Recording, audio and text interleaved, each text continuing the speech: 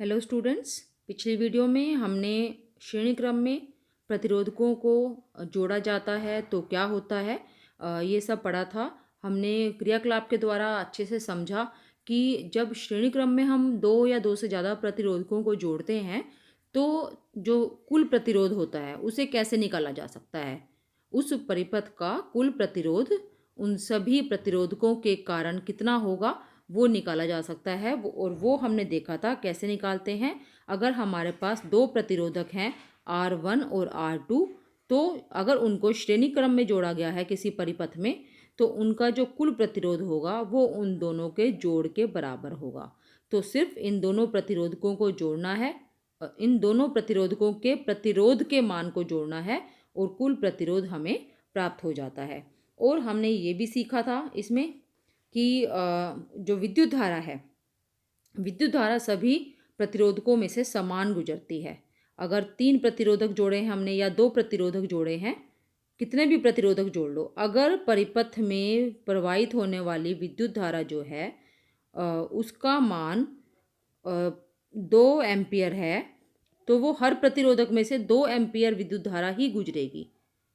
कितने भी प्रतिरोधक आप लगा लो, सभी में से गुजरने वाली विद्युत धारा का मान समान होगा, ये हमने पढ़ा था। लेकिन जो हर प्रतिरोधक के सिरों के बीच जो विभवांतर होता है उसका मान कुल विभवांतर के जो वोल्टेज सप्लाई की जा रही है उनसे अलग होता है। इन तीनों का, अगर ये तीनों प्रतिरोधक अलग अलग मान के हैं, अगर ये तीनों प्रतिरोधक जो हैं इनका प्रतिरोध अलग अलग है, जैसे एक का है 2 ओम, एक का है 5 ओम, एक का 10 ओम है, तीनों प्रतिरोधक का प्रतिरोध अगर अलग अलग है तो इनके सिरों के बीच जो विभवांतर है वो भी अलग अलग होगा।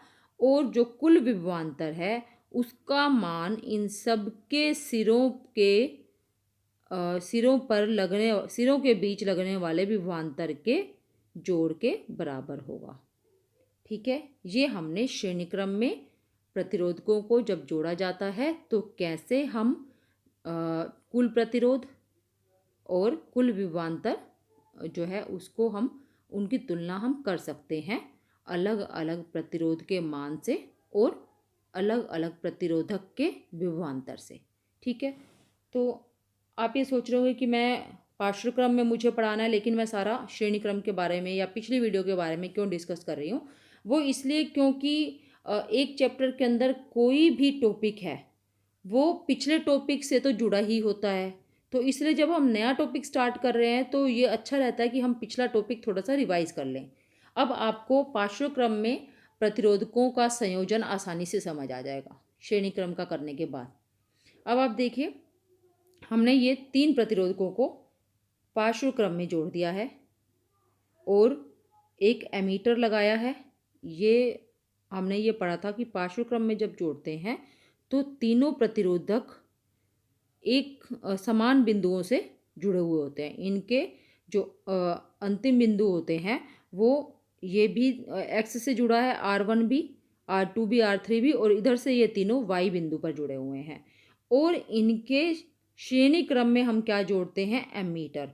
ये भी मैंने आपको बताया था कि एमीटर जो है वो हमेशा परिपथ में चालकों या प्रतिरोधकों के श्रेणी क्रम में जोड़ा जाता है। और वोल्ट मीटर जो है वो हमेशा पार्श्व क्रम में जोड़ा जाता है, जैसा कि इस चित्र में भी दिखाया हुआ है। ये देखिए आप, जैसे प्रतिरोधक जोड़े हुए हैं पार्श्व क्रम में, बिल्कुल उसी तरह से इन दो बिंदु x और y के सिरों के बीच के विभवांतर का पता लगाने के लिए वोल्ट मीटर को भी पार्श्व क्रम में ही जोड़ा गया है। एमीटर को श्रेणी क्रम में, लेकिन वोल्ट मीटर को इनके साथ पार्श्व क्रम में। ठीक है, ये हमने देखा किस तरह से हमने ये परिपथ बनाया। तीन प्रतिरोधक लिए, R1, R2, R3। हम यहाँ R1, R2, R3 जो लिख रहे हैं इसका मतलब क्या है आपको ये समझना बहुत ही सिंपल सी चीज़ है वैसे ये, लेकिन आपको पता होना चाहिए। अभी जो R1, R2, R3 हैं ये तीनों का मान सेम भी हो सकता है। इनका जो प्रतिरोध है तीनों प्रतिरोधकों का उसका मान सेम भी हो सकता है तीनों का, हम R1 R2 R3 क्यों लिख रहे हैं अलग अलग, R1 ही क्यों नहीं लिख रहे तीनों को?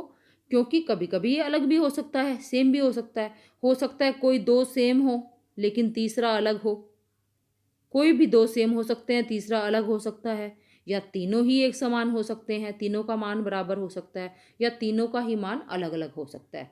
तो अच्छा ये रहता है कि हम इनको अलग अलग नाम दे दें, R1 R2 R3। ठीक है, तीन प्रतिरोधक। अब हम ये क्रियाकलाप में देखते हैं क्या दिया हुआ है। इस तरह से हमने परिपथ बना लिया, ये तो आपको समझ आ गया कि हमने परिपथ कैसे बनाया। अब प्लग में कुंजी लगानी है, यानी कि स्विच को ऑन करना है, और एमीटर का पाठ्यांक नोट करना है। एमीटर में कितनी विद्युत धारा गुजर रही है, यानी कि आई का मान हमें नोट करना है। नोट कर लेंगे हम, क्योंकि जब हमने स्विच ऑन कर दिया तो विद्युत धारा प्रवाहित होने लग गई बैटरी से, और एमीटर उस विद्युत धारा का मान हमें बता देगा। और मान लेते हैं विद्युत धारा का मान हमने लिया है आई। अब हम क्या करते हैं, वोल्टमीटर का भी पाठ्यांक नोट करते हैं कि इन दो सिरों के बीच कितना विभवांतर है, वो भी हमने नोट कर लिया। अब हम क्या करते हैं, अब हम तीनों जो हमारे प्रतिरोधक हैं इनके जो एमीटर है, एमीटर को हर प्रतिरोधक के साथ हम अलग अलग जोड़ कर देखते हैं। अब आप यहाँ पर एक चीज़ ध्यान देने की है कि जो ये वोल्टमीटर है, वोल्टमीटर को हम तीनों के साथ अलग अलग क्यों नहीं जोड़ रहे, मतलब कि इसके यहाँ पर एक बार यहाँ पर जोड़ें, जैसे हमने श्रेणी क्रम में किया था ना। श्रेणी क्रम में हमने इनके बिंदुओं के इनके सिरों के बीच का विभवांतर नोट करने के लिए हमने अलग अलग वोल्टमीटर लगाया था। आपको ध्यान होगा, अलग अलग वोल्टमीटर हमने लगाया था। तो यहाँ हम अलग अलग क्यों नहीं लगा रहे? अलग अलग हम इसलिए नहीं लगा रहे क्योंकि इनके सिरे तो समान बिंदुओं से जुड़े हुए हैं। अगर सभी के ही अंतिम सिरे यही हैं, अंतिम बिंदु यही हैं एक्स और वाई, तो आप वोल्टमीटर को अलग अलग भी लगाओगे तब भी मान जो है वोल्टमीटर में विभवांतर का वो समान ही आएगा। ठीक है, विभवांतर इन सभी प्रतिरोधकों के सिरों के बीच बराबर है। अब हमें पता करना है क्या विद्युत धारा भी समान ही प्रवाहित हो रही है, क्या इन तीनों प्रतिरोधकों में से प्रवाहित होने वाली विद्युत धारा का मान समान है या अलग अलग है। उसके लिए हम क्या करेंगे, उसके लिए हम ये जो हमारे तीनों प्रतिरोधक हैं, एक बार हम यहाँ पर एमीटर लगाएंगे इसके साथ, इसके श्रेणी क्रम में, क्योंकि एमीटर तो श्रेणी क्रम में ही लगता है ना। यहाँ पर हमने एमीटर लगाए, ये संयोजन के श्रेणी क्रम में था। ये जो तीन प्रतिरोधक हैं ये इनका संयोजन है, और जो हमने ये एमीटर लगाया ये इनके संयोजन के श्रेणी क्रम में है। लेकिन अब हम जो एमीटर लगा रहे हैं वो हर प्रतिरोधक के श्रेणी क्रम में अलग अलग लगा रहे हैं। यहाँ पर हमने एक एमीटर लगा दिया, एक एमीटर हमने यहाँ लगा दिया, एक एमीटर हमने यहाँ लगा दिया। हम इस तरह से तीनों एमीटर में विद्युत धारा का मान नोट कर सकते हैं, और हम ये पाएंगे कि तीनों प्रतिरोधकों में से गुजरने वाली विद्युत धारा का मान अलग अलग है। ये क्रियाकलाप करके हम बिल्कुल आसानी से ये देख सकते हैं कि तीनों प्रतिरोधकों में से गुजरने वाली विद्युत धारा का मान भिन्न भिन्न होता है। तो अब वो मान क्या यहाँ से जो हमारा विद्युत धारा का मान आया था क्या उसके बराबर है, जो इन तीनों में से आएगा क्या वो उनका जोड़ इसके बराबर आता है। मतलब कि मैं क्या कहने की कोशिश कर रही हूँ कि क्या I बराबर I1 plus I2 plus I3 है या कुछ और है। तो ये हमारा क्रियाकलाप दिया हुआ है, ये मैं आपको अब आगे बता रही हूँ। हमने क्रियाकलाप को अच्छे से पढ़ना है। हमने वोल्टमीटर का पाठ्यांक भी नोट कर लिया, तो इस वोल्टमीटर के पाठ्यांक से हमें पार्श्व क्रम में जो तीनों को का संयोजन किया है उनके सिरों के बीच विभवांतर प्राप्त कर लिया। प्रत्येक प्रतिरोधक के सिरों के बीच विभवांतर भी V ही है। जो मैंने आपको बताया ना कि इसके सिरों के बीच भी विभवांतर V है, इसके सिरों के बीच भी V है और इसके सिरों के बीच भी V है। ये भी तो ऐसे ही है ना, इनके अंतिम सिरे इनको भी कह सकते हो X और Y। तो जो कुल विभवांतर है संयोजन में, वही इन तीनों का अलग अलग विभवांतर आएगा। इसके बाद इस तरह से देखो, ये दिखाया है ना कैसे हम अलग अलग वोल्टमीटर जोड़ सकते हैं। और एमीटर अगर हमें तीनों के साथ अलग अलग जोड़ना है तो ये एक बार यहाँ दिखाया है, यहाँ जोड़ दिया, एक बार यहाँ जोड़ दिया, एक बार यहाँ जोड़ दिया, तो तीनों से हमें विद्युत धारा का मान पता चल जाएगा। कुंजी से प्लग बाहर निकालिए और परिपथ से एमीटर और वोल्टमीटर निकाल लीजिए और फिर इस तरह से एमीटर लगाना है बारी बारी से और हमारे पास विद्युत धारा का मान अलग अलग आएगा, I1, I2 और I3। आप देखिए कि जब हम तीनों प्रतिरोधकों के साथ एमीटर जोड़ते हैं अलग अलग से, तो हमारे पास जो विद्युत धारा के तीन मान आए, R1 प्रतिरोधक के लिए विद्युत धारा का मान है I1, R2 के लिए विद्युत धारा का मान है I2 और R3 के लिए विद्युत धारा का मान है I3। तो ये पाया गया कि जब हमने एमीटर को यहाँ जोड़ा था, पिछले चित्र में ये देखिए, यहाँ एमीटर को हमने यहाँ जोड़ा हुआ है संयोजन के साथ, संयोजन के श्रेणी क्रम में। तो इसका मान आया था जो हमारी विद्युत धारा उसका मान क्या आया था, I। जब हमने इन तीनों के साथ अलग अलग जोड़ा तो विद्युत धारा का मान आया I1, I2, I3। तो ये पाया गया कि I बराबर है I1 plus I2 plus I3। जैसे श्रेणी क्रम में विभवांतर के साथ हुआ था ना, तीनों चालकों के सिरों के बीच जो विभवांतर था अलग अलग, उसका जोड़ कुल विभवांतर के बराबर था श्रेणी क्रम में। और पार्श्व क्रम में क्या है, पार्श्व क्रम में तीनों चालकों में से प्रवाहित होने वाली विद्युत धारा का मान कुल विद्युत धारा के मान के बराबर है। ये आपने ध्यान रखना है। अब हमें क्या निकालना है, हमें यहाँ से तीन चीज पता करनी होती है। एक हमें पता करना होता है कुल प्रतिरोध, एक हमें पता करना होता है कि क्या विभवांतर तीनों चालकों के लिए, प्रतिरोधकों के लिए अलग अलग है या एक समान है, और तीसरा ऐसे ही हमें विद्युत धारा का निकालना होता है। तो हमने विभवांतर भी देख लिया कि तीनों चालकों के लिए विभवांतर का मान समान है और वो है V। हमने विद्युत धारा का भी देख लिया कि तीनों के लिए विद्युत धारा का मान अलग अलग है और जो कुल विद्युत धारा है वो इन तीनों के जोड़ के बराबर है। अब रह क्या गया, रह गया R का मान, है ना। अगर जो तीनों प्रतिरोधक हैं इनका कुल प्रतिरोध हम R से ही दिखाएंगे ना, तो हमारा फॉर्मूला क्या होता है, V बराबर IR। यही होता है हमारा फॉर्मूला, हमारा फॉर्मूला यही होता है, V बराबर IR। ठीक है, तो हम यहाँ से I को अगर निकालें, क्योंकि तीनों के लिए I का मान अलग अलग है, V बराबर IR, या फिर हम लिख सकते हैं I बराबर V बटा R। पहले प्रतिरोधक के लिए, पहला जो प्रतिरोधक है उसके लिए I1 बराबर V बटा R1, क्योंकि विभवांतर तो तीनों के लिए समान है ना। ऐसे ही दूसरे प्रतिरोधक के लिए I2 बराबर V बटा R2 और तीसरे प्रतिरोधक के लिए I3 बराबर V बटा R3। यही है। अब हमने क्या देखा, हमने देखा कि I बराबर है I1 plus I2 plus I3।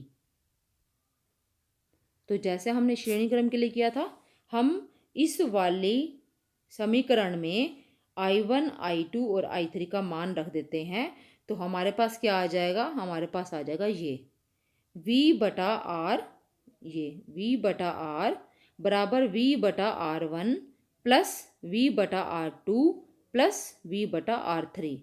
जब हम इनका मान रख देंगे ना इस समीकरण में, तो हमारे पास हमें ये प्राप्त होगा। फिर क्या करेंगे, ये जो तीनों का जोड़ आया हमारे पास, ये इसमें से V कॉमन ले लेंगे। किस तरह से, V बटा R है ना, बराबर V/R1 plus V/R2 plus V/R3। तो हमारे पास आ गया V/R बराबर, V कॉमन ले लेंगे इन तीनों में से, मैथ में करते हैं जैसे। V कॉमन आ गया, अंदर आ गया 1/R1 plus 1/R2 plus 1/R3। V से V कट गया और हमारे पास आ जाएगा 1/R बराबर 1/R1 plus 1/R2 plus 1/R3। तो इस तरह से हम कुल प्रतिरोधक का मान, प्रतिरोधक जो तीनों प्रतिरोधक हैं उनके पार्श्व क्रम में संयोजन का कुल प्रतिरोध निकाल सकते हैं। क्या आएगा, आप इसको दोबारा से अच्छे से समझिए। जब हमने हमारा जो समीकरण था I बराबर I1 plus I2 plus I3, आप मैं उम्मीद कर रही हूँ कि आप लोग भी साथ साथ नोट कर रहे हो। अगर आप साथ साथ नोट नहीं कर रहे हो तो आप बहुत बड़ी गलती कर रहे हो। इसमें हमने I1 I2 I3 का मान रखा। V/R बराबर V/R1 plus V/R2 plus V/R3। यहाँ से हमने V कॉमन ले लिया, 1/R1 plus 1/R2 plus 1/R3। V से V कट गया, ये आ गया 1/R बराबर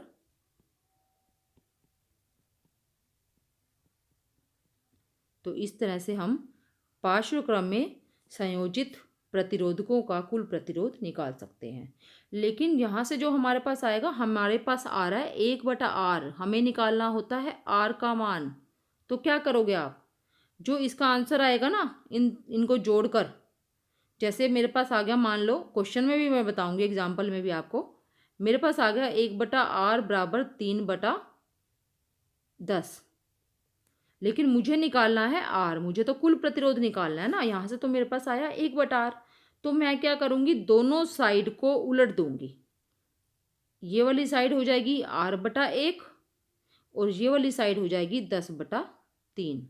तो इस एक को तो हम हटा सकते हैं, तो क्या आ गया, R बराबर 10/3 ओम। समझ गए? क्वेश्चन करते हैं हम, उससे आपको अच्छे से समझ आ जाएगा। लेकिन एक चीज़ का क्वेश्चन करने से पहले मैं आपको जो थोड़ा सा और थ्योरेटिकल पार्ट है इसका वो बताती हूँ, वो बहुत इम्पोर्टेंट है करना। हमने देखा, आपने श्रेणी क्रम में जब हम प्रतिरोधकों का संयोजन करते हैं तो वहाँ हमने देखा कि जितने भी प्रतिरोधक जुड़े हुए हैं श्रेणी क्रम में, उन सब में से जो विद्युत धारा जा रही है उसका मान नियत मतलब समान रहता है। सभी प्रतिरोधकों में से प्रवाहित होने वाली विद्युत धारा समान है।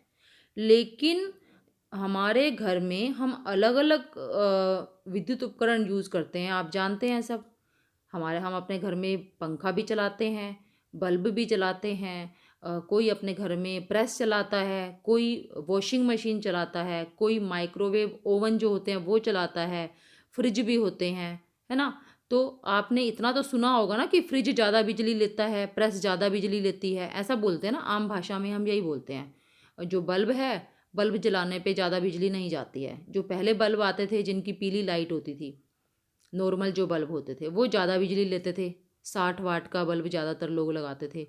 लेकिन अब फिर आने लगी CFL जो है कम बिजली लेती थी, कम वाट में ही बहुत ज़्यादा वो लाइट देती थी।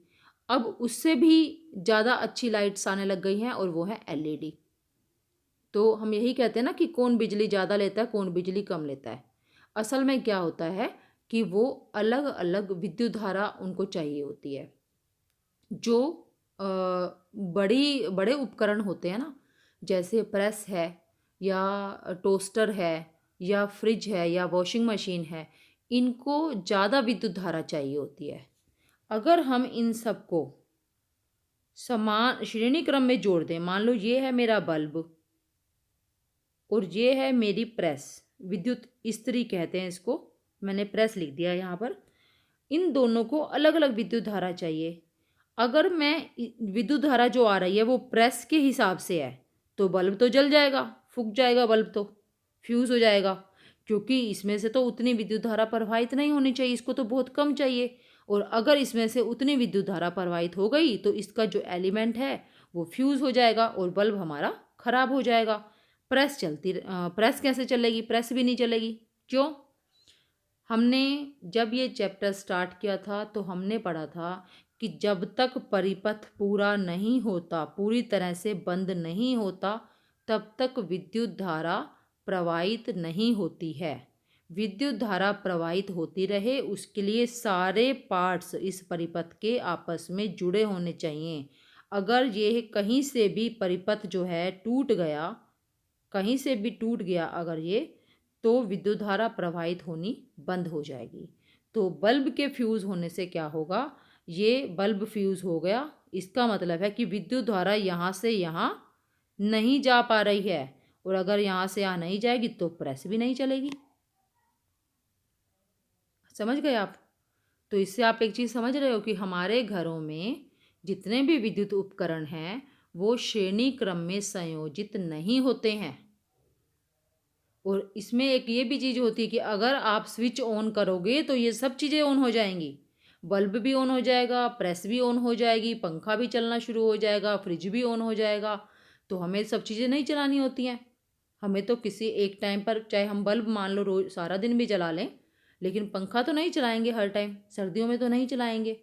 और सर्दियों में बल्ब की रोशनी की ज़्यादा ज़रूरत होती है, अंधेरा सा रहता है। प्रेस तो आप सारा दिन नहीं चलाओगे, अगर सारा दिन प्रेस चलती रहेगी तो बिजली का बिल कितना ज़्यादा आएगा। तो श्रेणी क्रम में इसलिए ये जो घरों में विद्युत उपकरण जो हमारे होते हैं वो श्रेणी क्रम में उनका संयोजन नहीं होता है। और आपने देखा होगा कि जो दिवाली की लाइटें होती हैं, दिवाली की जो लड़ियाँ हम बोलते हैं उनको, वो जो सारे बल्ब होते हैं उसमें वो सारे श्रेणी क्रम में जुड़े हुए होते हैं। अगर उनमें से कोई एक बल्ब भी फ्यूज़ हो जाता है ना, तो पूरी की पूरी लड़ी की लाइटें चलना बंद हो जाती हैं। तो आप उसको अगर आप उसको ठीक करना चाहते हो ना, आपको हर बल्ब को चेक करना पड़ेगा अलग अलग कि वो ठीक है या नहीं है। तो आप सोचो कितना टाइम जाएगा आपका। यही ये दिया हुआ है इसमें। श्रेणीबद्ध विद्युत परिपथ में शुरू से अंत तक विद्युत धारा समान रहती है। इस प्रकार स्पष्ट रूप से यह व्यवहारिक नहीं है, यह सही नहीं है कि हम किसी विद्युत परिपथ में विद्युत बल्ब और हीटर को श्रेणी क्रम में जोड़ें। इसलिए यह सही नहीं होगा कि हम इनको श्रेणी क्रम में जोड़ दें। इसका कारण ये है कि इनमें उचित तरह से कार्य करने के लिए अलग अलग मानों की विद्युत धारा की आवश्यकता होती है। लेकिन श्रेणीबद्ध में एक और भी हानि है कि जब परिपथ का एक अवयव कार्य करना बंद कर देता है, जैसे मैंने आपको बताया कि ये बल्ब फ्यूज़ हो गया अगर, तो परिपथ टूट जाता है और परिपथ का अन्य कोई अवयव कार्य नहीं कर पाता। परिपथ टूट गया तो प्रेस भी काम नहीं करेगी, प्रेस भी ऑन नहीं होगी। यदि आपने त्योहारों, विवाह, उत्सव आदि पर भवनों की सजावट में बल्बों की सजावटी लड़ियों का उपयोग होते देखा है, तो आपने बिजली मिस्त्री को परिपथ में खराबी वाले स्थान को ढूंढने में काफ़ी समय खर्च करते हुए देखा होगा कि कैसे वह फ्यूज बल्बों को ढूंढने में सभी बल्बों की जांच करता है और फिर खराब बल्बों को बदलता है। ठीक है, लेकिन पार्श्वक्रम में क्या होता है? पार्श्वक्रम में विद्युत धारा जिसको जितनी चाहिए उसके पास उतनी ही जाती है। अब देखो पार्श्वक्रम में क्या होता है।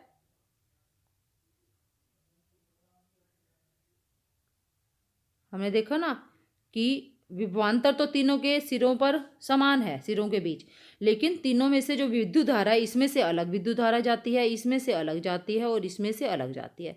जिसको जितनी विद्युत धारा की आवश्यकता है ना, उसके प्रतिरोध के मान के हिसाब से उतने ही विद्युत धारा वो ले लेता है, तो उससे कोई नुकसान भी नहीं होता। और अगर ये जो चीज़ है, मान लो ये बल्ब है, अगर ये ख़राब भी हो गया तो इससे इन दोनों के ऊपर कोई असर नहीं पड़ेगा। समझ गए आप? पार्श्वक्रम परिपथ में विद्युत धारा विभिन्न वैद्युत साधित्रों में यानी कि उपकरणों में विभाजित हो जाती है।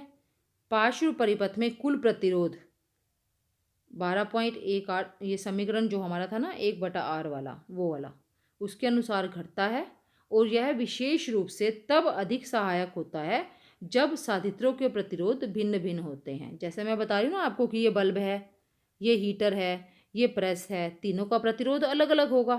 तीनों का प्रतिरोध अलग अलग है तो पार्श्वक्रम में संयोजित करना उन्हें बहुत ही अच्छा रहता है।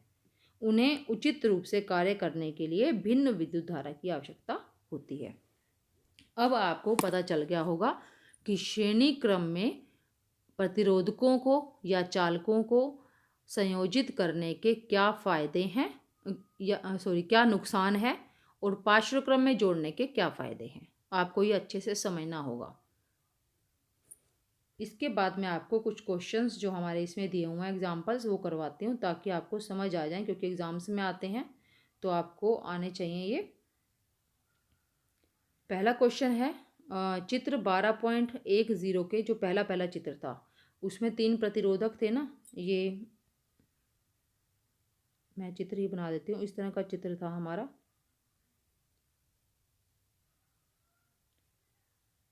ये हमारा चित्र था। इसमें यहाँ पर वोल्टमीटर जुड़ा हुआ था और इधर जो है एक बैटरी थी, कुंजी थी और साथ में एमीटर था। इस चित्र की बात कर रहे हैं ये। इसमें जो प्रतिरोधकों के मान है R1 है 5 ओम,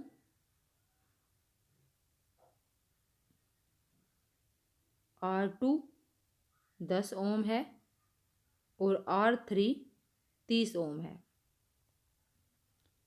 इन्हें 12 वोल्ट की बैटरी से जोड़ा गया है। विभवांतर कितना है? 12 वोल्ट। तो हमें क्या निकालना है? हमें निकालना है प्रत्येक प्रतिरोधक से प्रवाहित विद्युत धारा। तीनों की अलग अलग विद्युत धारा निकालनी है, यानी कि हमें निकालना है I1, I2 और I3। तो I का फॉर्मूला क्या होता है? V/R। अगर I1 निकालना है तो V/R1। तो क्या आ जाएगा? V कितना है? 12। V 12 है, R1 है 5।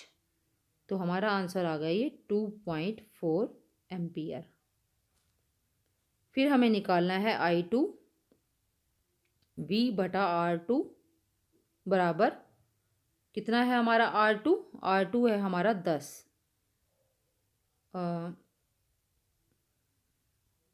V है हमारा 12 और R2 है 10। तो ये आ गया 1.2 एम्पियर। और तीसरे प्रतिरोधक के लिए विद्युत धारा का मान V/R3 12 है हमारा विभवांतर और R3 है 30। इसका आंसर आ गया 0.4 एम्पियर। आप देख रहे हो तीनों चालकों को, क्योंकि इनका प्रतिरोध भिन्न भिन्न है इसलिए तीनों के लिए जो विद्युत धारा है उसका मान भी अलग अलग आया है। जिस प्रतिरोधक का प्रतिरोध अधिक है उसकी विद्युत धारा का मान कम है। एक क्वेश्चन हो गया हमारा फर्स्ट पार्ट। आप सबने नोट कर लिया है? अगर नहीं किया है तो आप स्क्रीनशॉट ले लो या रिवाइंड करके दोबारा से इसको देख लो। इसके बाद हम नेक्स्ट पार्ट करेंगे इसमें। तो चित्र आपको समझ आ ही गया होगा, पार्श्वक्रम में है। नेक्स्ट पार्ट है परिपथ में प्रवाहित कुल विद्युत धारा। कुल विद्युत धारा क्या होता है? कुल विद्युत धारा तो वही होता है I बराबर V/R। लेकिन उसके लिए हमें R निकालना पड़ेगा और वो हमें निकालना भी है परिपथ का कुल प्रतिरोध। या फिर दूसरा तरीका क्या है? हमें पता है I बराबर I1 plus I2 plus I3 और ये तीनों हम निकाल चुके हैं। I1 हमारा आपने नोट किया होगा, I1 हमारा आया था 2.4, I2 हमारा था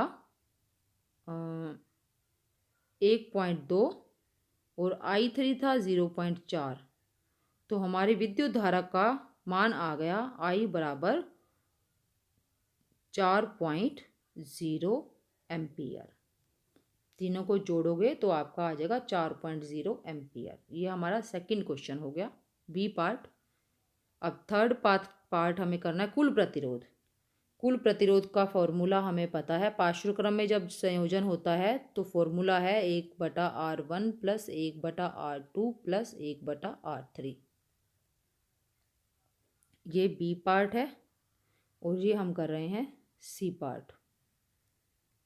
1/R1 क्या है 5, R2 10 और R3 है 30।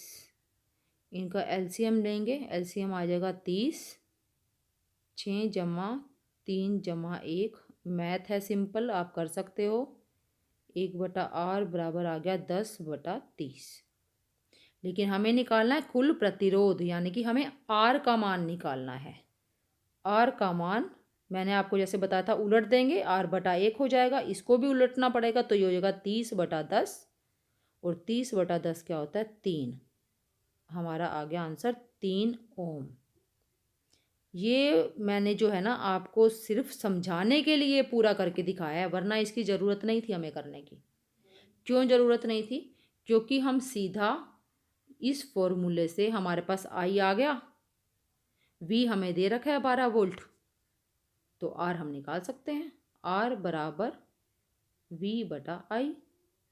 वी कितना है 12 और आई हमारा कितना आया है, ये देखिए आई हमारा आया है 4, तो क्या आ गया आंसर 3 ओम। और यही यहाँ से आया है, सेम है ना। किसी भी तरीके से आप निकाल सकते हो, कोई दिक्कत नहीं है। जरूरी नहीं है कि आपने पढ़ा है कि पार्श्व क्रम में कुल प्रतिरोध निकालने के लिए हम ये वाला फॉर्मूला यूज़ करते हैं तो हमें यही करके दिखाना है। अगर आपको कुल विद्युत धारा दी हुई है और विभवांतर भी दिया हुआ है तो आपने सीधा सीधा ये फॉर्मूला लगाना है और आंसर फाइंड कर लेना है।